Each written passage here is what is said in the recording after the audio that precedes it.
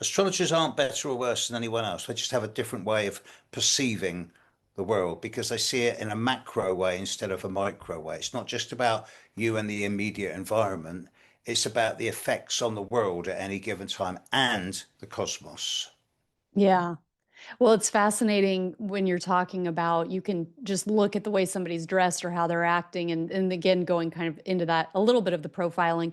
But that was an unexpected thing that I'm learning too is the facial you talk about some of the facial or even like beyond the face, the neck or the Yeah. legs or whatever, but these different attributes that they typically have their eyebrows raised or a high forehead or whatever. And what I find so interesting, not only that, but I was talking with a friend who is reading a book on traditional Chinese medicine, and it's to do with the facial recognition as well of diagnosing somebody in the same way. And then somebody else in the conversation started talking about triangulation and how I mean, there are so many different methods that you can use the physical, how somebody physically presents, and you can like diagnose them, or you can understand their astrology, or you can understand all of these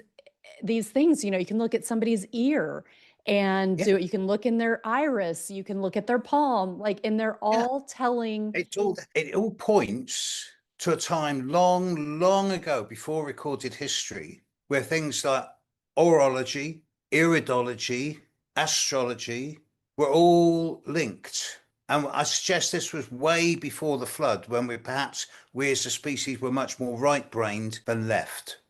I suggest the flood. And we kind of know when this happened because it's in records of every culture.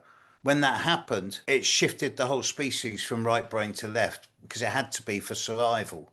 But before that, it seems to me a safe assumption that we're all much more instinctively and intuitively linked than we are now. And I'm not suggesting we're heading back into that way, but I'm looking now at a time of lobal sharing, right and left brain meeting together. There's that little bridge between the hemispheres called the corpus callosum. And we know that 300 years ago, it was the width of half of my little finger. And now it's doubled, if not tripled in width in the last Really? 4 or 5 generations. Something is happening in our brain chemistry.